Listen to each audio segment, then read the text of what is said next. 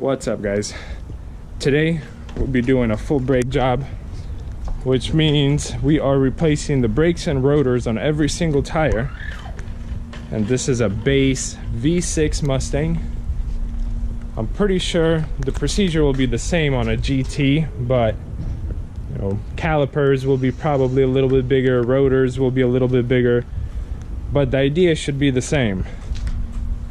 So with safety in mind first, by the way, this is how I was able to get my jack underneath because mine isn't the lowest. But with this, we're gonna prop the car up. Depending on the wheels you guys have, so these are, I guess, the bigger wheels, 1 inch larger, with a screwdriver. Come in and take it off. It will expose the lug nuts. Show you guys again on the rear. It's that easy. And then you could work your way around it a little bit. And essentially with your hand, take it out. Now we're gonna raise the car and take off the lug nuts. So these lug nuts are 21 millimeter. This is what I used. You could use a socket and a wrench. But after I get these off, I'll raise the car a little bit more and then move this tire to the side. And this is what that looks like. So in order to take off the caliper and the rotor, for starters, we'll need a size 12 millimeter socket and a size 15. So 15 is gonna go on the back end right here. One right here and the one right under it. This 12 millimeter is going here, and then one lower. And then this assembly will move to the side. We'll be able to take the pads off, and then I'll take off the other bolts to expose the rotor itself. I broke this one loose. Not a big fella. And broke this bottom one also loose. So I usually break them loose and I do it by hand. It's a little bit quicker. So now we'll start working on these bigger ones right here. So here's what the old setup looks. The pads have a bunch of life on them left, but it was squeaking in the rear end. So I'll see what it looks like in the rear when I get to it, but might as well do all 4 right now. Once you take off that, sometimes you'll need to use some muscle, get it off this rim right here that usually gets rusted. This one, this is how it came off. I didn't need to do anything else with it. And the new rotor is in.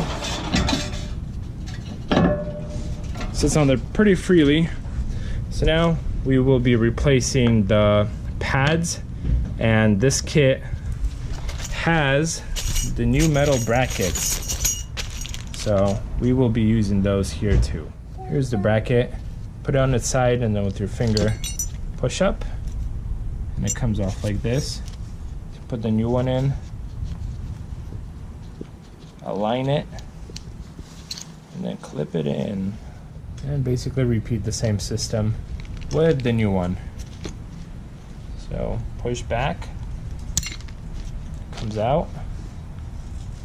That's what it looks like. Put it to the side and put the new one in, and the new pad should slide right in. Sorry guys if this looks a little awkward. As you can see, I am doing it with one hand. If I were to use 2 hands, it would look a little bit smoother than it does right now. This is what it looks like completed. Here are the old pads, old brackets, and the new ones are in. Rotor. So now what we'll have to do is decompress these 2 cylinders to make room for the new pads. And for that, this is what I use. I always use the old brake pad, and then I have these brake caliper separator tool. I'm not sure what it's called, but essentially this is how it works, and then you turn it and it will move both of these pistons back inside. And how hard you will have to turn to get these pistons in will tell you what kind of condition they're in. So these look bad, but I was able to push them back in super easy, like butter. My kit came with some, I guess this is anti-seize, and just put it around the threads of the bolts. And the next step is to align this back here on the rotor and get it tightened up from the back. Tighten it.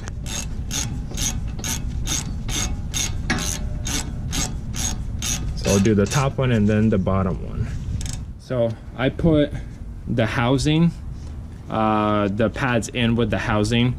You could put this in and then put the pads in, whatever is easiest for you.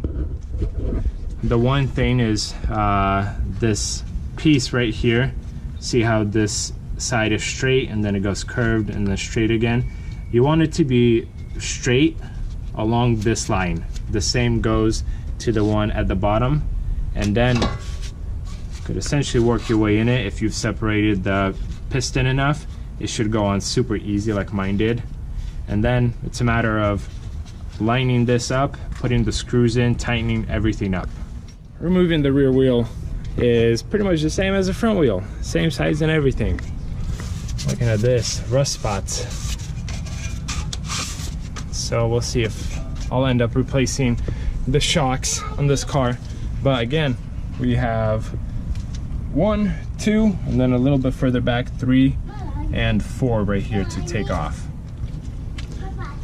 So the only difference, aside from, you know, clearly the visual stuff, these smaller bolts are 13 millimeter instead of 12.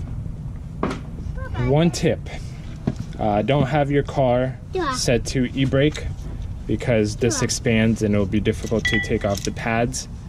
But I mean, these pads just look super old. They have life in them, but just look at that, they look really gross. Same with the rotors. Oh, look at that, the bracket just fell off. So this is more or less why I am doing a complete rotor job. So now we're gonna work on this 15 millimeters in the rear, and we're gonna take this off. This is what that looks like. Setting everything aside. You don't want this assembly to be hanging by the brake line. So either, you know, some people hang it like right here. I use this block of wood to do the job. And I've been getting very lucky. See guys, I didn't have to hit the rotor, or I'm sorry, the rotor, that's right, to get it off. They just slide off. So sometimes they get baked on around here with the rust and they are extremely difficult to take off. If you encounter that, use a rubber mallet or a hammer if you're replacing the rotors. Anyway, just to get them off this wheel hub. So some assemblies come in like this. I think Honda Accord has them. Clearly the Mustang has them, and what you'll need to do is twist the cylinder in order for it to go back inside. What I have here is a nice set. Bought it for I think $22 on eBay, and essentially these two pieces will go into the cylinder, and then I'll be able to turn it whichever way to get the cylinder to decompress. Making easy progress working our back way around. New rotor on. I put some anti-seize on the bolts, put them in, getting them tightened up. New brackets are in, one and the other one is in. This is what they look like. Now we are going to fit this on. So far guys, the rear it's more challenging to do than the front. So essentially I'm turning this clockwise to the right and then turning this piece to the left to keep this tight, and yeah, keeping at it so that this fits over the new pads. And the side is complete. Don't forget to tighten everything and put the tire back on. That's it guys. I will continue working on the right side, but for this video I only showed you the left side. It's pretty much the same on the other side, just, you know, a different angle. Hopefully you found this helpful. If you have any questions, please leave them in the comment section below. And remember, before you start driving, pump your brakes. Check your brake fluid, add if necessary, and I will see you guys in the next video.